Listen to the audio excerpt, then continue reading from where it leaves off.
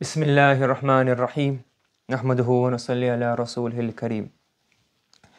So moving on, in this lesson we are going to be discussing the types of إضافة. So in the last lesson we briefly mentioned or introduced the primary rules regarding إضافة, the commonly used rules. Now we're going to discuss here أقسام الإضافة, the types of إضافة. So he says, وَاعْلَمْ, note, أَنَّ الْإِضَافَةَ عَلَى قِسْمَيْنِ. The إضافة is in two types. معنوية ولفظية. معنوية and لفظية. What is this? إضافة معنوية is when you have an ism, meaning a proper noun. A noun. Correct? And this is also a noun. The mudaf and mudaf ilay are both nouns. And the purpose of this إضافة is to show ownership. Correct? For example, like Kitabu Zaydin. Zayd is a noun. Not talking about ism, I'm talking about a noun, a pure noun. And Zaydin is the owner. And it shows possession. Okay? This is a noun. It's called إضافة معنوية. It has the meaning of ownership. And إضافة لفظية, meaning what? It has the wording of إضافة, not necessarily the meaning of إضافة. How does this occur? When the mudaf is a شبه الفعل. What is a شبه الفعل? Something that resembles a فعل. What resembles a فعل? The مشتقات. اسم الفاعل, اسم المفعول. So I got that spot there. اسم المفعول, etc. Okay? And the mudaf ilay is actually the fa'il or the maf'ulun bihi of that shibhul fa'il, which is mudaf. For example, ضارب زيد. So ضارب زيد is a mudaf ilay. Why is it mudaf ilay? It's kind of إضافة, is it? إضافة لفظية. It has a meaning of, not meaning, the wording is, the structure is ضارب زيد. But actually, it doesn't have a possession because ضارب, the one who is hitting Zayd. So this is a ismul fa'il. The Zaydin is the maf'ulun bihi, the ma'mul of the mudaf. So we call this إضافة لفظية. It's called إضافة لفظية. Have you understood? G, go ahead.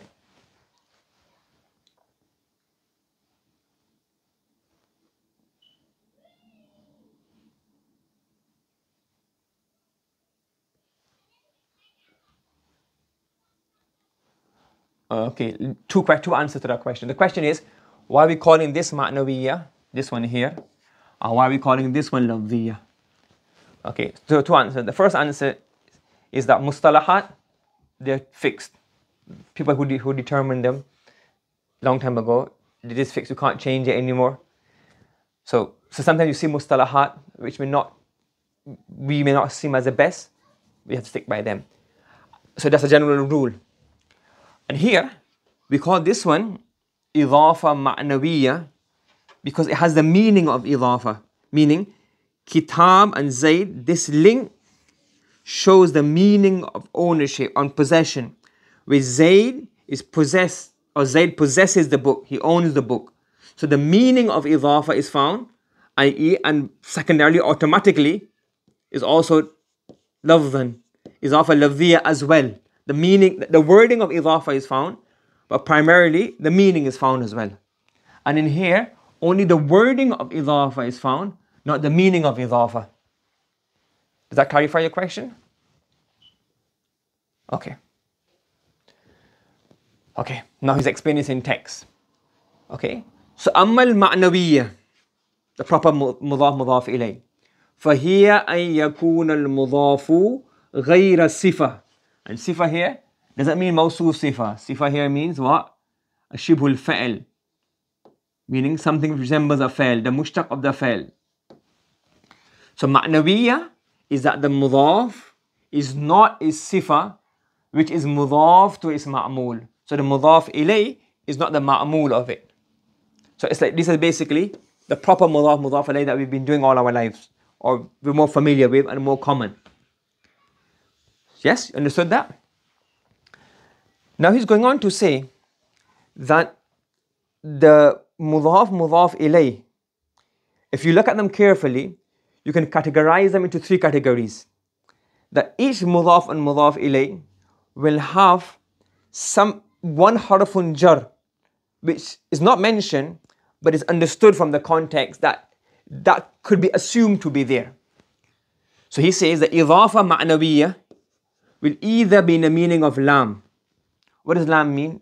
Ownership. So for example, when we say غلام زيد, that kind of means what? غلام لزيد. Because lam shows milk and ikhtisas, ownerships, attribution. So he's saying here غلام زيد is almost equal to غلام لزيد. Okay? Yes? Does that make sense? Yeah? An example of this is Rasulullah. So the Rasul of Allah. So it's as if a lam, you don't have to try and fit the lam or change the translation accordingly, but concept-wise, you say a lam can be understood to be there. أو بمعنى min. The mudaf doesn't own, or it doesn't have the lam meaning, but it has more of a min meaning. For example, khatamu fidda.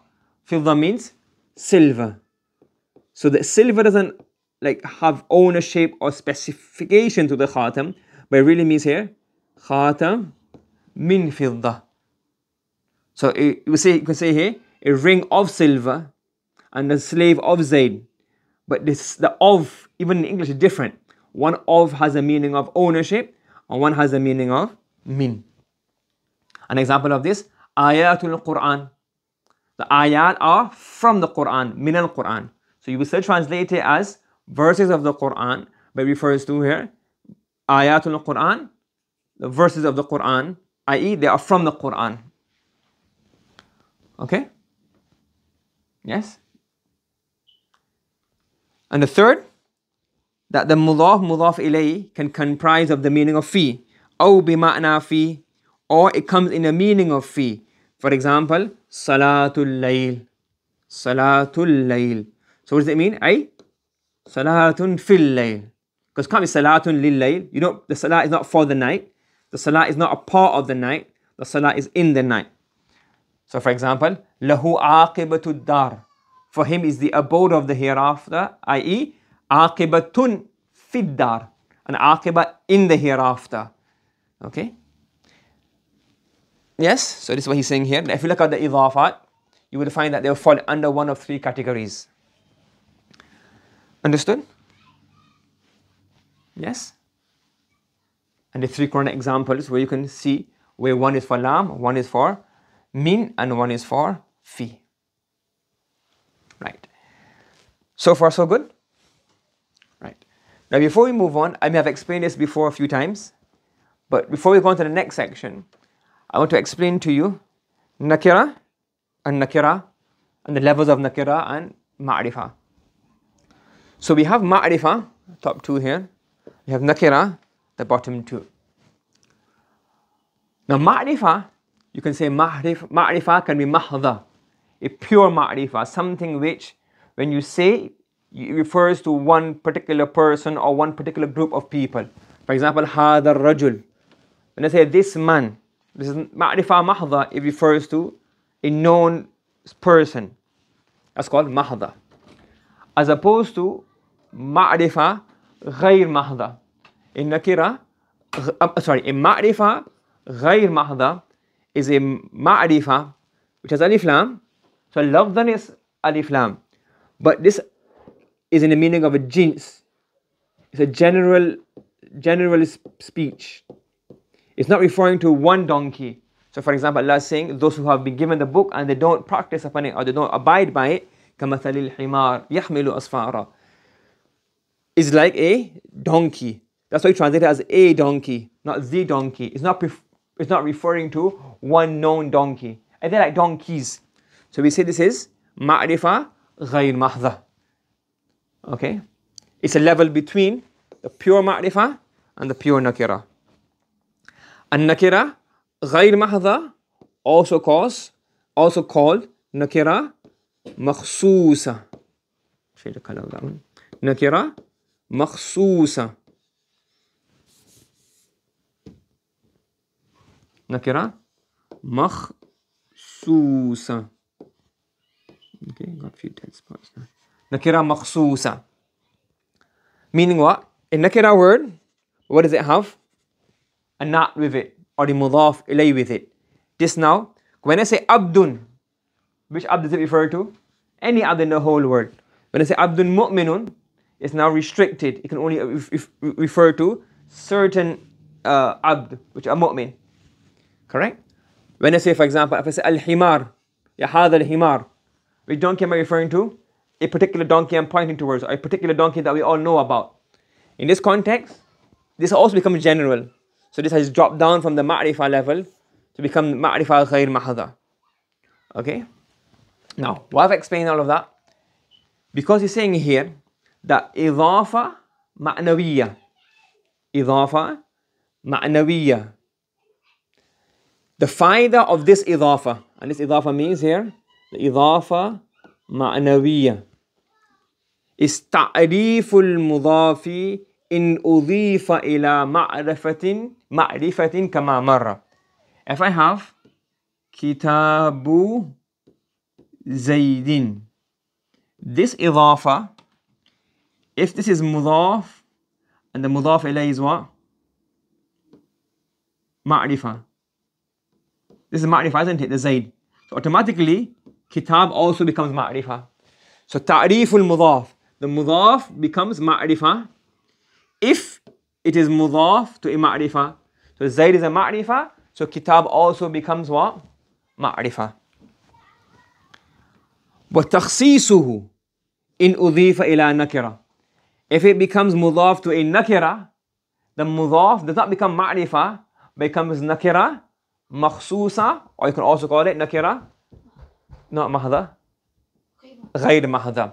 So for example, kitabu rajulin. Okay, kitabu rajulin. That spot there. Kitabu rajulin. Correct? So kitabu rajulin. So what happens there now? The kitab is ma'rifah nakira. It's a level between the two of them. It's nakira makhsusa. Because it's not a book of a woman, it's a book of a man. But which man we don't know. So we've eliminated some elements. It can't be any book in the world. It can be only a book which belongs to a man. But which man? So it still leaves a very large scope. So therefore you call this takhsis. And you call this ta'rif. So if the mudaf ilay of a nakira word is also nakira, it becomes nakira maqsusa. And if the mudaf ilay of a word is ma'rifah, it becomes ma'rifah. Understood? Yes? Any questions before we go on? Okay. Right. وأما اللفظية, the إضافة لفظية, where the mudaf is an amil and the mudaf ilay is a ma'mul of that mudaf. So he's explaining here. إضافة لفظية is that the mudaf, it is sifa. What does it mean by sifa?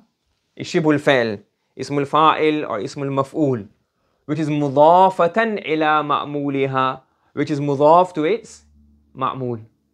Okay? And he gives an example here. وَهِيَ فِي تَقْدِيرِ الْإِنْفِصَالِ. What does it mean? It is as if the mudaf ilayh was separated in the first place. They weren't even joined together. So for example, if I have ضَارِبُ